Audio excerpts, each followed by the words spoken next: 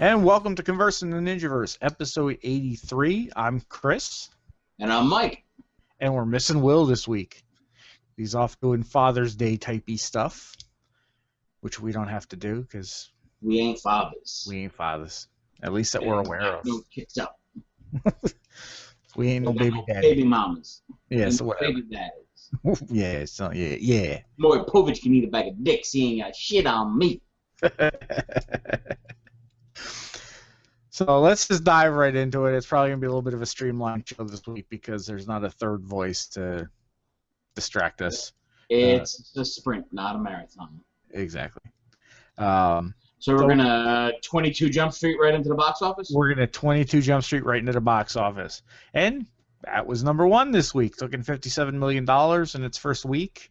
Kind of all the news I was seeing was it kind of beat up on How to Train Your Dragon, but not really, because that took in $49 million, so it wasn't. It's only less than a $10 million difference. Yeah, 49 and a half. I mean, you're looking at it's close enough.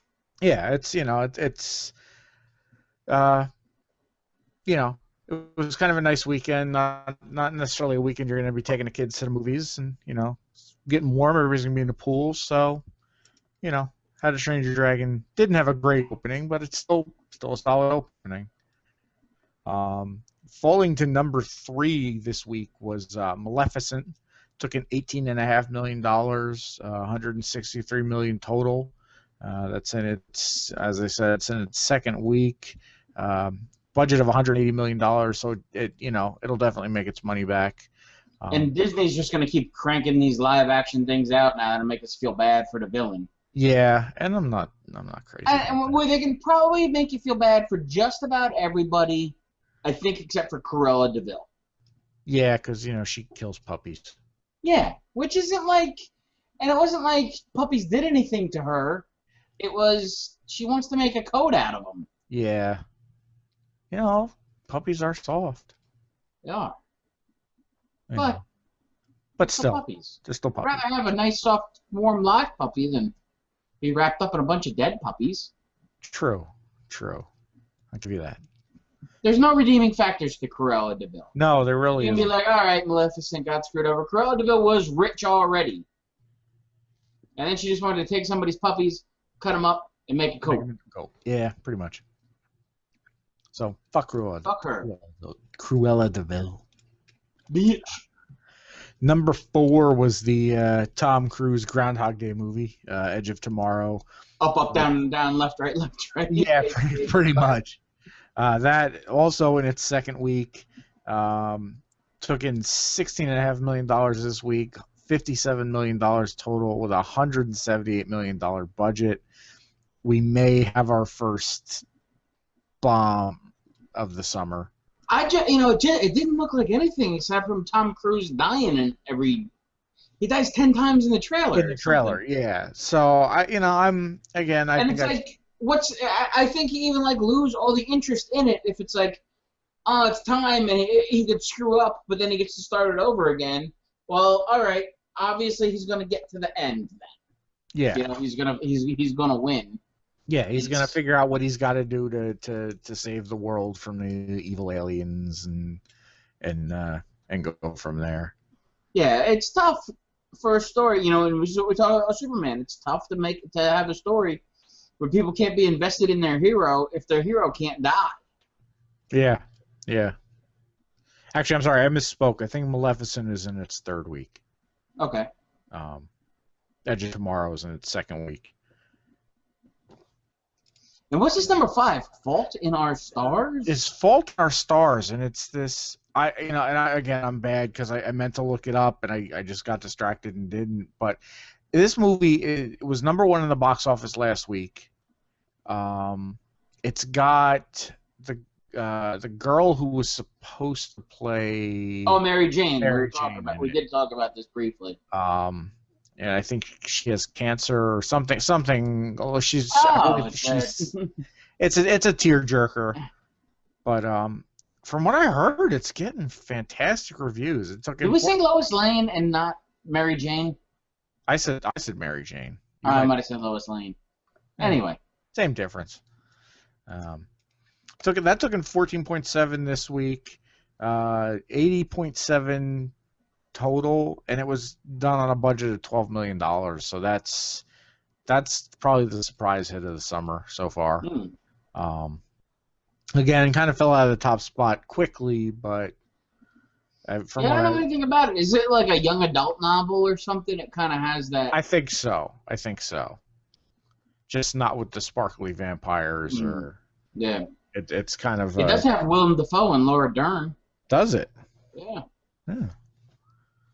And from what I heard, it's gotten pretty good reviews, and as I said, it had a good showing last week for its first week. Good for that. I like to see when a movie kind of creeps up, and it's cool to see something do well that isn't necessarily a big popcorn movie. Yeah, and we love talking about how much we love our big popcorn movies.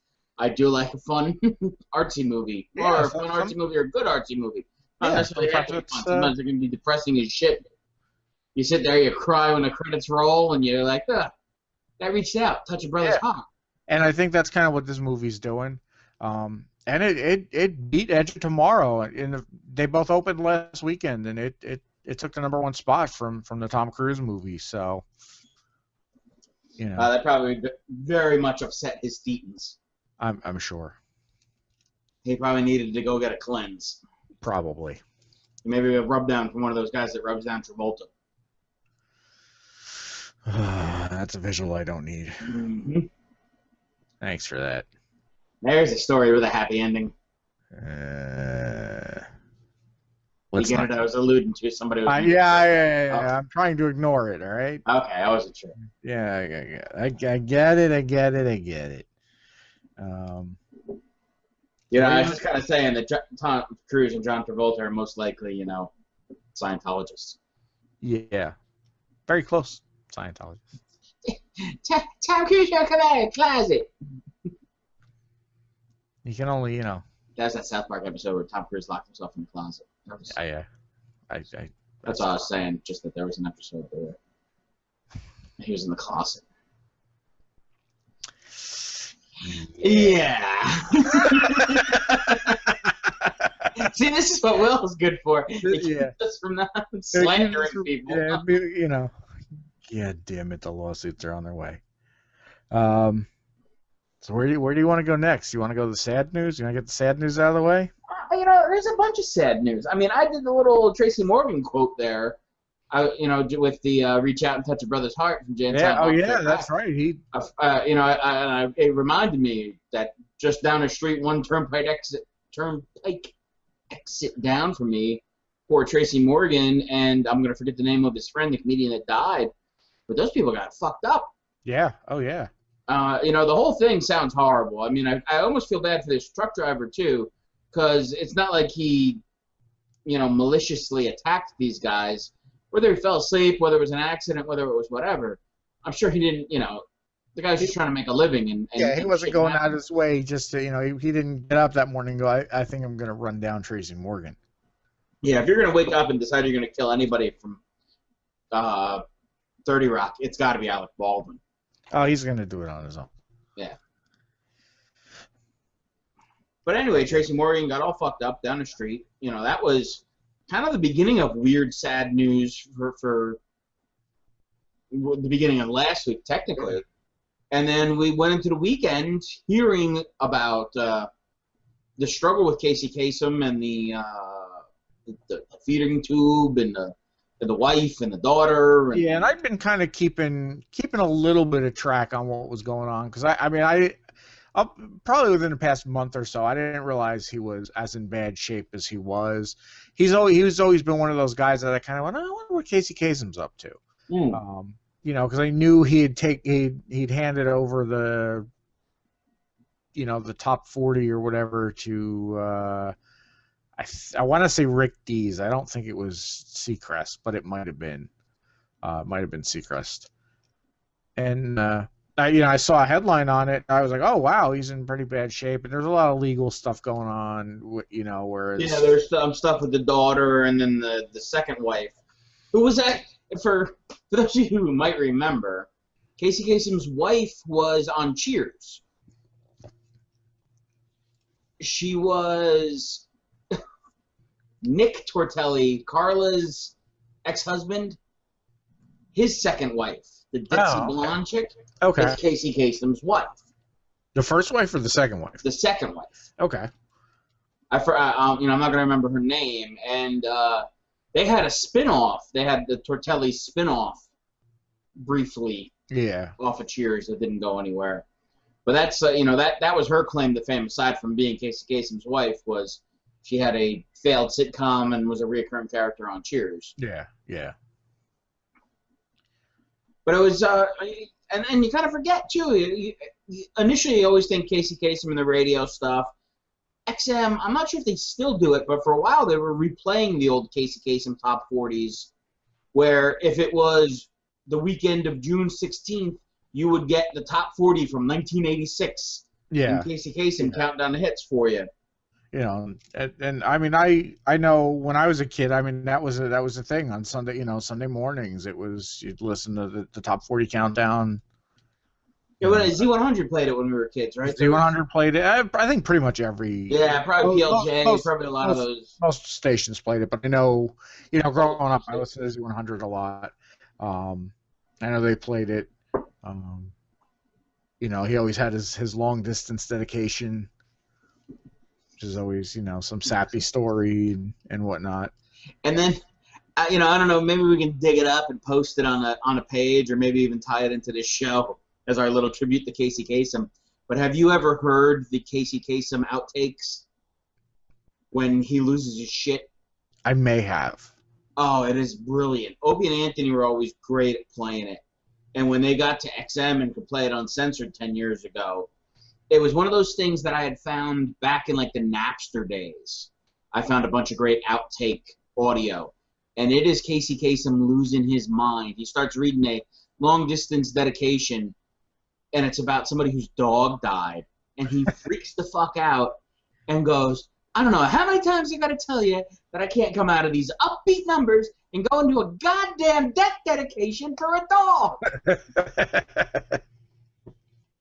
And then he just goes back into trying to record stuff, and then he gets mad about something else, and it is one of those classic, like, catch behind the scenes. Yeah.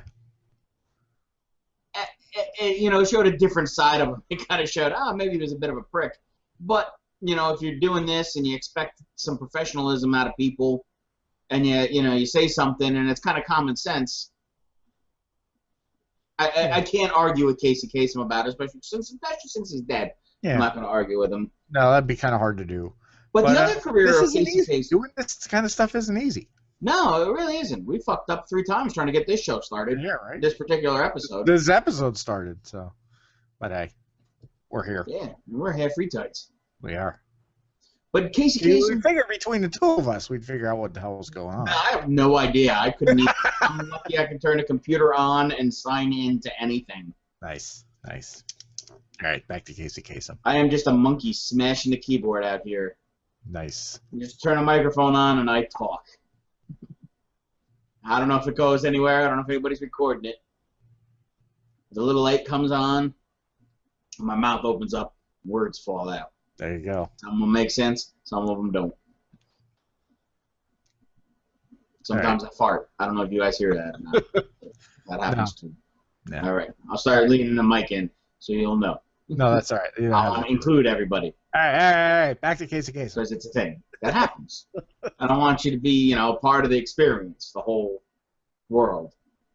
And fart's a part of that. I'm trying to drive this. I'm trying to drive the ship, but it ain't. I know. Whenever Will's not here, we really go off. We really go off road. We really lose a rudder. All right. So back to Casey Kasem. Back to Casey Kasem. The voiceover stuff. You gotta forget. He was Shaggy on Scooby-Doo, the original run of Scooby-Doo. And he actually did Shaggy. Because I was looking it up just to get kind of a list of who, what else he'd been on. He had been doing the voice of Shaggy up until 2009. I was going to say he did it. I would have guessed well into the late 90s, but I'm not surprised, yeah. Yeah. He did Robin. Robin on most Super of the... Friends, a lot of the Robin stuff from the 60s up until the 80s. most of the most of the Justice League stuff and the Super Friends and all that. He did Robin. He Cliff actually Jumper. he did 3 voices on Transformers. Yes. He did Cliff Jumper, Blue Streak, and he was the voice of Teltran 1, which was the Autobots supercomputer or whatever that was in the ship. Yeah, that made it, that sent out the little robots that scanned all the stuff, so they knew how to become trucks and jets and cars and stuff. But he was on Josie and the Pussycats. He was on Hong Kong Phooey. Kind of, cameo in I think he was on Tiny Toons. Oh yeah, a lot of great voice work, and the guy did have a good, rich, velvety voice. Absolutely. And he was Armenian or I think so. I think some very Eastern Europe or maybe even Middle Eastern to some descent. Yeah. I forget. I know he had. It was Kasem something was his real name. Yeah. I remember hearing him in interviews and stuff and talking about it. But he's a talented guy. He kind of quietly stepped into obscurity. I guess with getting sick, the word got out that he was sick when they made this big news story about they couldn't find him. Yeah, because the current wife had taken him and hid him somewhere from the kids. Well, she put him in a hospital and then didn't tell the kids what hospital he was in. Yeah. That's a whole confusing family thing. I think that's not really what we need to talk about. No, that's it shouldn't have been out in the that shouldn't have been out in the public anyway. That's more like TMZ bullshit. Yeah. Like the Tracy Morgan stuff, where you're going to overcover tragedy that's happening to a celebrity and kind of pester the family just because they were a celebrity. It's not. I don't agree with that stuff. I've never really been on TMZ. Every time I have kind of clicked on an article, I've always been disappointed with the content of it. Yeah, the content on TMZ is lacking, and it's your tabloid. It's a tabloid magazine. Last week when the guy went and just harassed Jonah Hill until Jonah Hill got pissed off and said something he shouldn't have said and had to go around and apologize. That's what they do, and I mean that's unfortunately in this day and age where there's access to all sorts of media 24 hours a day and all this crap. It's unfortunately that's the way it kind of goes. Yeah, it's this weird gotcha thing. It's like a little kid that goes around and pokes his older brother for 15 minutes, and then when the older brother smacks him, he goes and runs and surprise the mom that I got smacked. Yeah. Oh, yeah. But, bring it back to Casey Kasem and not to just sit here and bash TMZ, which we could probably do for an hour. Yeah, we could do for an hour. Yeah, we lost a good talent. We lost a guy that was that touched a lot of, a couple different, multiple generations, different types of entertainment, and is just going to be one of those iconic voices. Like an Orson Welles, like a who's in Transformers as well. Yeah. He was. He wasn't as important as, say, a Walter Cronkite reading the news, or maybe not as important, but he was the guy that brought you those songs. Yeah, I mean, those songs are important to people. I don't know. Yeah, I mean, I would kind of place him up there on the importance scale, because I mean, if growing up I hadn't been listening to him, I may not have kind of pursued going to school for this kind of thing. So. Yeah, when we grew up, oddly, radio guys in that, kind of what was the beginning of the end of people being radio, generation. It was, we were, kids when MTV hit. Yes, and the first great video game generation. Yeah. So we had a lot of other options, and for we were two kids that listened to a lot of radio that included guys like Casey Kasem and Soupy Sales and Wolfman Jack. Oh yeah. And Howard Stern and Imus and those guys when they were But they weren't even necessarily talk shows. They played music and did dopey bits in between. Yeah. And I mean, that's one thing, like, my wife is always amazed at my music knowledge. And she's like, how do you know all this? And it's like, because that's what I did. When I was a kid, I didn't have a TV in my room. I had a radio. Mm-hmm. And that's what I would do. I would listen to a radio. I think I still have my first radio someplace. It was an AM radio. Yeah. I used to listen to music on. I bought it at a garage sale for $0.25, I think. Nice. And I had an AM radio in my room, and I listened to WNBC. Nice. Which I don't even remember what they played. It was top 40 or it wasn't oldies. It was a mix, but it was music. Yeah. And that's all that matters. Yeah, and the guy that brings you the music becomes important to people. Yeah. He didn't write the songs. He didn't produce the songs. He didn't decide which songs were going to be a hit. He was just kind of the guy that introduced it, but, told you a story about the song, told you a story about the people that wanted to listen to the song, and it helped you with the emotion of that. Yeah, and I not to kind of go off on a tangent regarding that, and but I think that's kind of lacking in radio today, where everything is kind of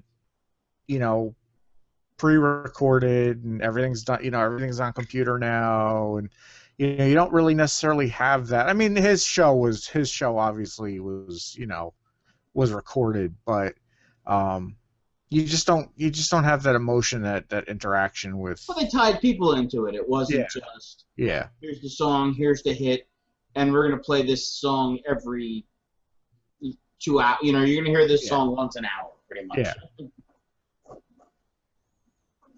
Yeah, radio's dead. We're dying. Radio will never be what radio was. Which, maybe that's where this podcast and this internet radio, that's where it's going to go live. Yeah. People will find stuff that they enjoy, and it'll be on the internet, and they'll find shows that are going to talk about music and play music, and not just force feed you music. That's what some statistics say is what you're supposed to be listening to. Yeah, they're gonna, and I can hope that's what happens. Yeah, and hopefully it is. Yeah. It's great for a radio guy now, or at least playing music that's a little different than anything you're going to hear is Little Steven from E Street Band. Yeah, yeah. He does that underground garage show that's syndicated on regular radio. He has a whole underground garage channel on XM. And he produces he produces an outlaw country channel, the underground garage, and an E Street radio channel, of course, a bunch of Springsteen stuff and Springsteen type stuff. But the underground garage is great because you kind of hear rock and roll music from the 50s up until now. There could be somebody putting out a cool song, and then he follows it up with Jerry Lee Lewis. Nice. So it gets a good mix, and there's that combination of it. And it's not like, here's an oldie. He'll say, here's an oldie, but you don't got to go to the 50s channel just to hear that stuff. You're getting a good mix of, here's something that Chrissie Hynde just put out, and then we're going to follow it up with the Chuck Berry tune. So, in other words, it's kind of like listening to our iPods, A little bit. A little bit. I guess. I'm just saying, just with the way our musical tastes are, where we're kind of. Yeah, we're buried in. We're very. You're in my personal taste. Yeah. Yeah. So. I guess goodbye to Casey Kasem. Yeah. It's a sad day in radio, or sad weekend in radio, I should say. All right, I guess the next place we'll go is we do have a little bit of Star Wars news. Some of it is a little some of it is kind of cool. The news is that there was a little bit of an accident on set, I guess, over the weekend. And Harrison Ford, it sounds like he broke his ankle. I'm kind of hearing conflicting reports. I'm ignoring the articles even. I've seen a lot. It seems like it's being highly covered on the internet. It's being so blown up. And they're just kind of like looking for news on just regular entertainment news for the show today. That was like the first thing that popped up was all this stuff about Harrison Ford and the broken ankle or the fractured ankle or the bruised ankle or whatever happened. And I've seen articles titled, "Is it being downplayed? Is it being overplayed?" Yeah, and it's I guess it's coming from the Star Wars set. It's kind of a slow news time. I mean, they're filming. Yeah. From what I'm hearing, he might be out of commission for 8 weeks, which in the grand scheme of filming a movie, it might be a little iffy, but I think, a lot of what I'm seeing is, is this going to delay production? Is this going to push the movie back from the release date? They're going to shoot around it. Yeah. Oh, I'm sure they'll be able to deal with it. And even if he can't film scenes where he's running around shooting at things, he can film scenes where he's flying the Millennium Falcon or sitting at a table having a sandwich or playing that hologram chess with Chewbacca. Yeah, so I don't think it's as big a deal as they're making it out to be. Do wish him a speedy recovery though. So we'll see. But I don't really think it's gonna. I don't think it's put him in that big tank in his underwear to heal up. I think they should. The Bacta tank, yeah. The Bacta tank, yeah. They totally should. I was gonna say Banta tank, but I knew that was wrong. It was close enough. Yes. But the other Star Wars news that I have that's kind of cool, and we had talked about this a while back, but after the success of the Marvel crossover with Phineas and Ferb, Disney has announced when the Phineas and Ferb Star Wars special is going to air for the first time, which is July 26th. It's going to air on the Disney Channel. And then I think in August, they're doing a whole big Star Wars kind of weekend, and they're going to be showing some extended stuff from Rebels, which is a new cartoon that's coming out. Cartoon, and they did pretty solid. This past weekend, they did a Yoda cart, another one of those Yoda yogurt. Yogurt.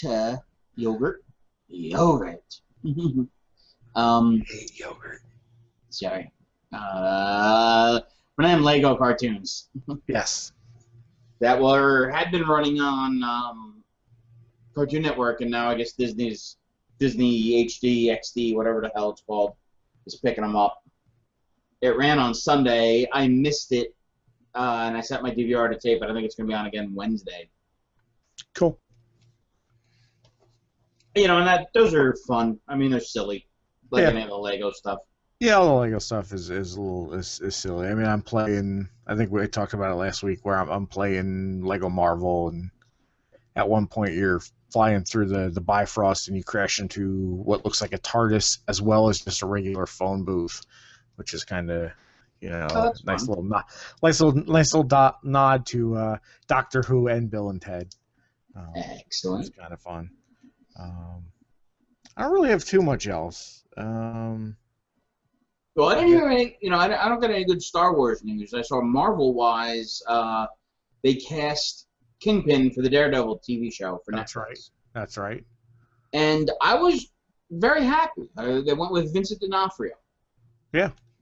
Where people, when I mentioned the name Vincent D'Onofrio, a lot of people go, who?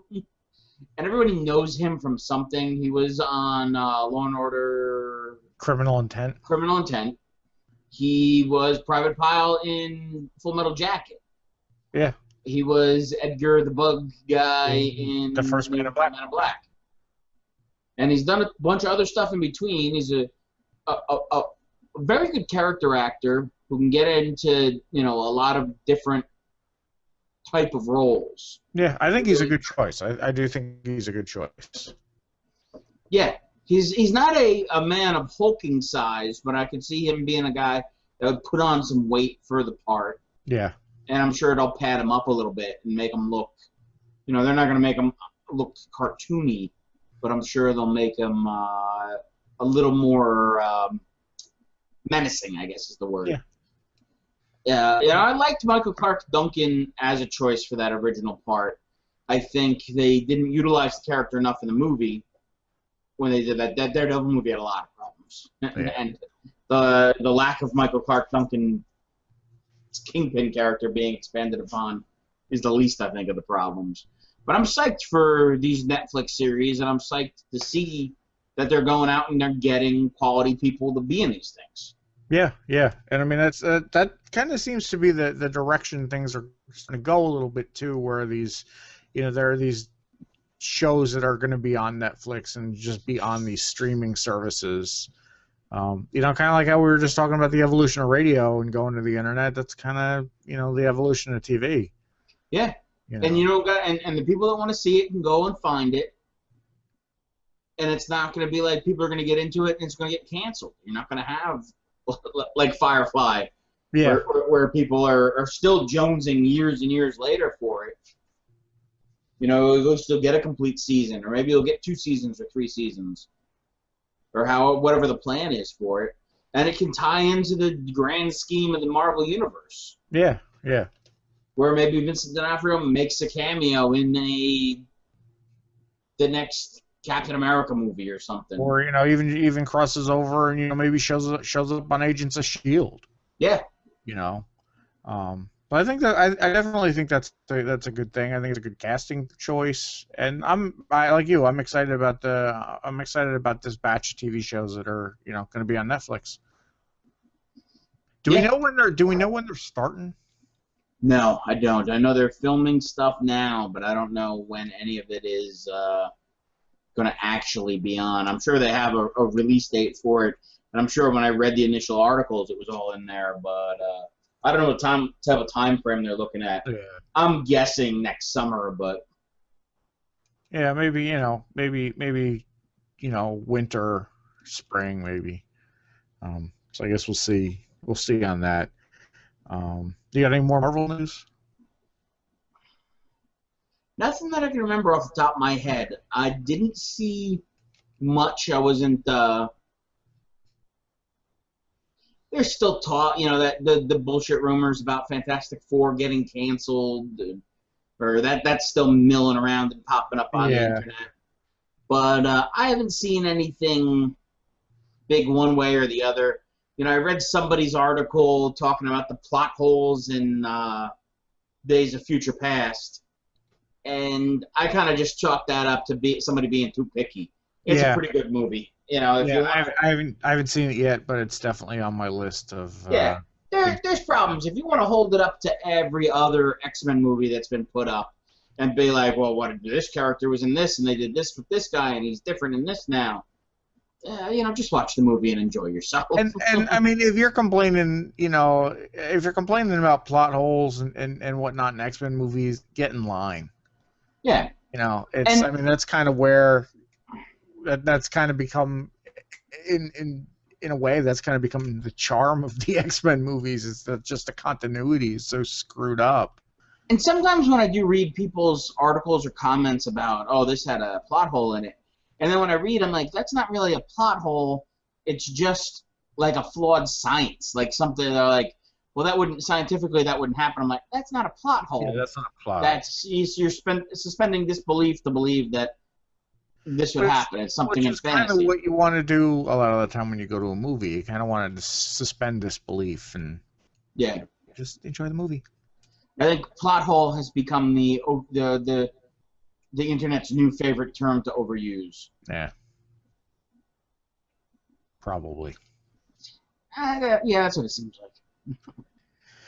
I don't know. I have a little bit of DC, and then I think that's kind of it for us. First off, it sounds like they're possibly casting somebody to be Blue Beetle on next season of Arrow, which is kind of interesting. I could see that coming. They made a lot of references to Cord Industries this past season, so I'm not surprised that they're going to do Blue Beetle. Yeah, Hopefully they do Ted Cord. Yeah, but I guess we'll see. I definitely gotta get caught up on Arrow. I was kind of late getting in on it, and you guys talk about it, every week, and it sounds like it's a solid show. So, I know the first season's on Netflix, so I'll probably at least get through that. But the second season is coming out on Blu-ray on September 16th. So if anybody out there is looking to pick up season 2 of Arrow on Blu-ray, that's when that's coming out. I actually, speaking of Arrow, I wound up buying Stephen Amell and a buddy of his own a vineyard. And I bought a bottle of wine. They have a Knocking Point wine. So I bought a bottle of their Wicked Aim Cabernet blend. Oh, nice. So I haven't tried it yet. It's sounds interesting enough. And what I like about their setup is they're kind of making a wine and then having Facebook contests to let people name the wine. You know, the name that they like best gets put on the label. That's kind of cool. Yeah, I'm really kind of impressed with this Stephen Amell guy and is, treating the fans and kind of being enthusiastic about the part and being as much as a regular guy as any of these actors that I've seen any type of interaction with. He's for his social media stature seems very personal, I guess is the best way to put it. Cool. Seems like a good dude. Nice. And then the other DC thing you were talking about was Aquaman, right? Yeah, they're because Dawn of Justice doesn't have enough people in it already. They've cast Aquaman, and it's Jason Momoa from Game of Thrones and the most recent Conan movie. Actually, I can't even really say the most recent Conan movie because I think they're doing a Conan movie with Schwarzenegger now, aren't they? Yeah, they wanted to do a Conan. There was going to be Conan the King. Conan the King sequel or whatever. But I kind of like the idea of Momoa as Aquaman because I think you need an imposing barbarian king type of guy. Yeah, yeah. And Momoa looks. I've been in a room with him when he's not in costume. I've seen him at a couple of the cons. When we were down in Kentucky last year at Fandom Fest, he was in the bar with me, and he is a big, imposing, like a caveman type of guy. So he's perfect for the part. He really is. He looks like an Atlantean would look. Nice, nice. At least in my mind, he's not. He's not a blonde-haired, blue-eyed guy. But if you're going to recast the look a little bit, I think it would be odd if they did make him blonde for it. But if you want to kind of take away a little bit of the inherent goofiness of Aquaman, one of the cool things to do is to make him a serious barbarian-looking guy. Yeah. Yeah, I don't know much about the guy. I mean, I think I've seen the Conan movie, but I haven't been watching Game of Thrones at all. But he seems like a good choice. Yeah, I like the idea of it. And I think with Aquaman, if DC is smart, they're going to take notes from the way DC did Thor. Or Marvel did Thor. Or Marvel did Thor, I'm sorry. DC needs to kind of follow that playbook in the ridiculousness of everything that is Thor. They took elements of it to change a little bit and try and make it more realistic. They didn't change too much to not, to upset the fans, and they went with it, and they ran with the fantastic. And I think that's what you got to do with Aquaman. If you're going to build a big undersea city and make him the king of Atlantis, you kind of have to go all out on it. If you cut it back and you're just going to be like, oh, he's the guy that talks to fish, people are going to laugh at it. Yeah, and you don't want that. You need him to be a solid character. And Aquaman has become the butt of the jokes of comic books for the past 20-some years.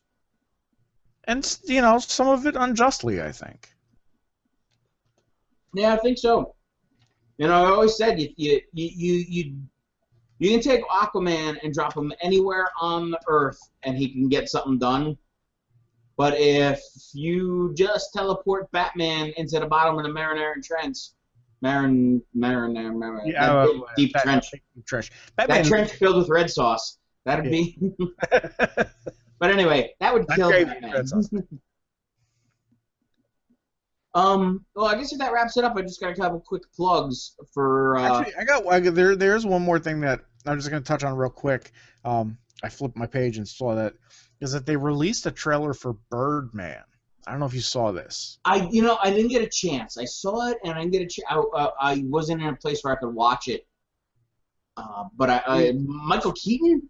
Michael Keaton is playing an actor famous for his portrayal of a superhero whose career has since kind of gone downhill. So I mean, it's almost it's really, it's fitting, but it looks good. And it's funny. It's just like a little. It's a little. I mean, it's. What's the word I'm looking for?